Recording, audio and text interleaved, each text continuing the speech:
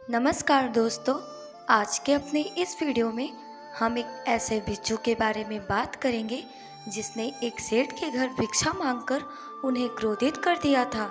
ऐसा क्या कह दिया था उस भिक्षु ने जिससे वे सेठ क्रोधित हो उठे। दोस्तों, श्रावस्ती के नगर सेठ मिंगार थे। वे अपने जीवन में काफ़ी प्रसन्न थे। उनके घर में उनके पुत्र और पुत्रवधू विशाखा रहती थी। एक दिन सेठ भोजन कर रहे थे। उनकी पुत्रवधू विशाखा उन्हें पंखा कर रही थी कि तभी अचानक एक बौद्ध भिक्षु भिक्षा मांगने आया।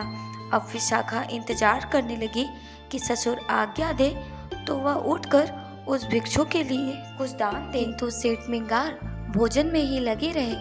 उन्होंने उस भिक्षु की पुकार अनसुनी कर दी।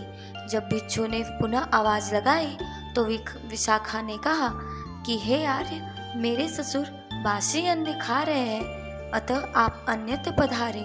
विशाखा के मुख से यह शब्द सुनते ही सेठ मिंगार की आंखें क्रोध से लाल हो गई।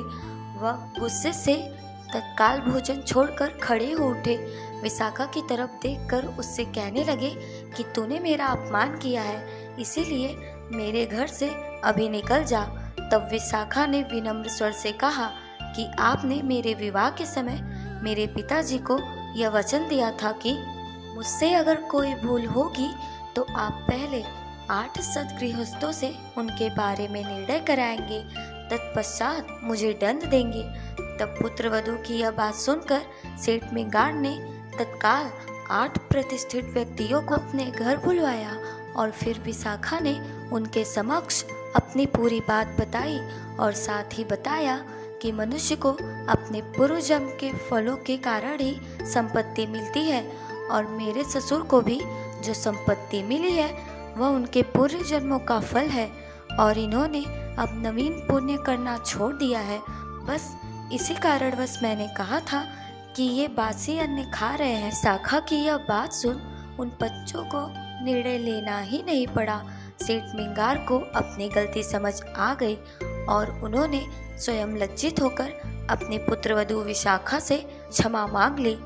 तो दोस्तों, हमेशा याद रखें कि हमें स्वयं के साथ अपने आसपास के लोगों की चिंता करनी चाहिए, क्योंकि स्व के साथ पर की चिंता करना एक सच्चे सद्गृहस्थ का लक्षण है और यही परहित हमें पुण्य और यश का भागी बनाता है। दोस्तों, आप मुझे इंस्टाग्राम पर भी फॉलो कर सकते हैं।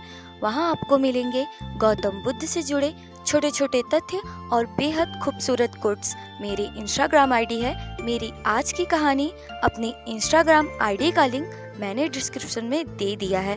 और अगर आपको ये वीडियो पसंद आती है तो इस वीडियो को लाइक, शेयर और हमारे चैनल को सब्सक्राइब करना बिल्कुल ना भूलें। मैं मिलूंगी आपसे अगले वीडियो में। तब तक के लिए स्टे हैप्पी।